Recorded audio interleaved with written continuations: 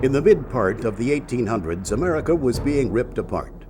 Political, cultural, economic, moral differences were forcing apart the North and the South. Neighbor would turn on neighbor, brother on brother. In fewer places was this more apparent than in the border states. Some states choosing not to secede, but also not joining the Confederacy. Kentucky never seceded, even though there were many within its borders who felt Southern sympathies. Even within Nelson County, we had sons fighting fathers, brothers fighting brothers, neighbor against neighbor. We were a nation, a state, a county divided.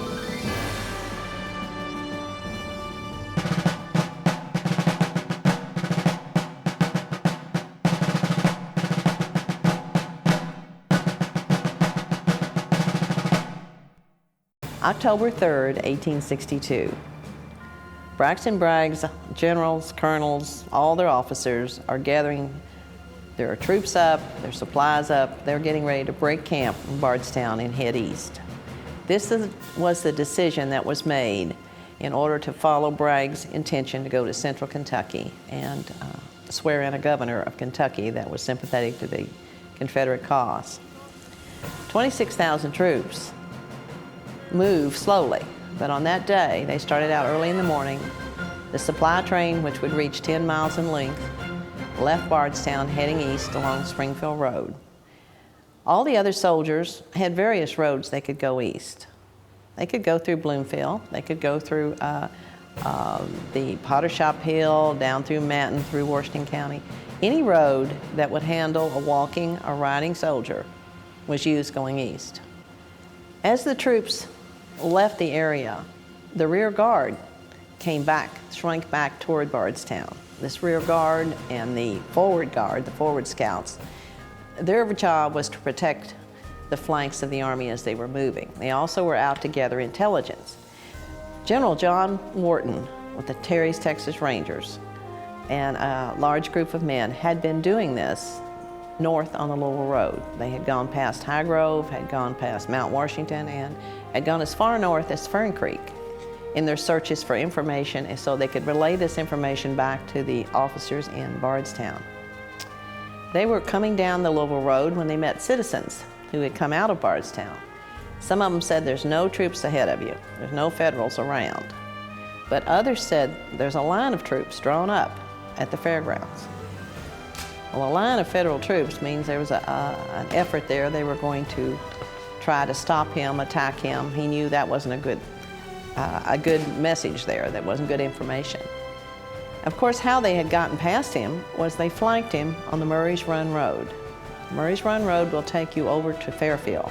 The Union Army was coming out of Louisville, and these were some of the lead units that had come into Fairfield, and their scouts had found that Wharton and his men were over on the Louisville Road. So they flanked him, got ahead of him, and were drawn up for battle. He ordered his battery to follow at high speed, but he also ordered a group to go forward to ascertain if this was true.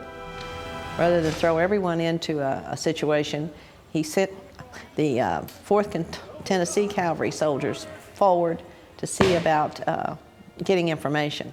As they came to the fairgrounds, they saw that there were a Yankee line of battle drawn up across the pike. Of course, the pike is the turnpike. We sent the message back to Wharton, and we went at a gallop and soon found them in line and ready for business.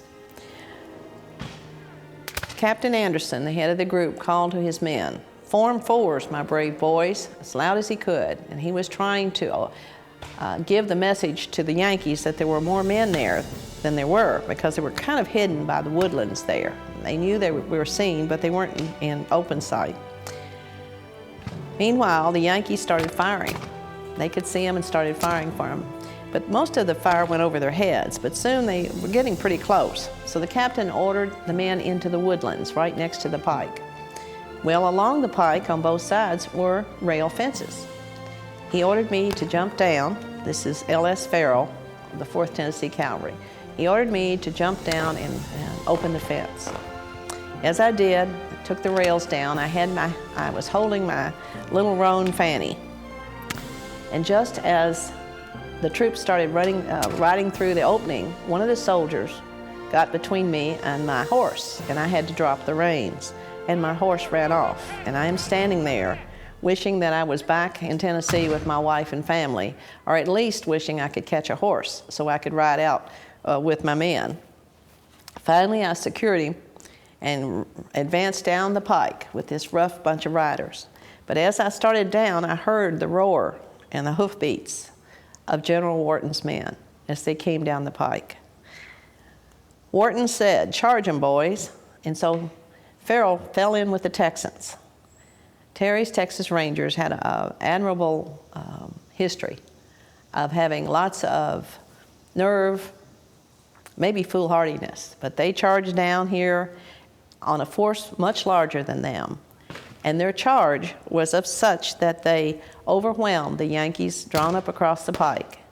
Even though the Yankees had a battery unit, they did not have it in place, and it was your infantry and your cavalry that they were fighting. Much larger group. Estimates were there were 4 times more Yankees than there were the Confederates. Many of the stories that come out of wars are of smaller units overcoming large ones, and this was sort of what happened here in Bardstown, that surprise, the idea that these Confederate soldiers weren't going to be overwhelmed by a larger force, that they were going to just ride right through them. Foolhardiness, I guess we'd call it today. But those are the stories that have come from not just Civil War, but many wars. But during the Civil War, the smaller units, particularly those on horseback, were the ones who made the front pages. They were the ones who the stories were told, printed, and passed on down now for another 150 years. October 4th was the day of the Bardstown battle. October 8th would be the day of the biggest battle of the Civil War in Kentucky, the battle at Perryville.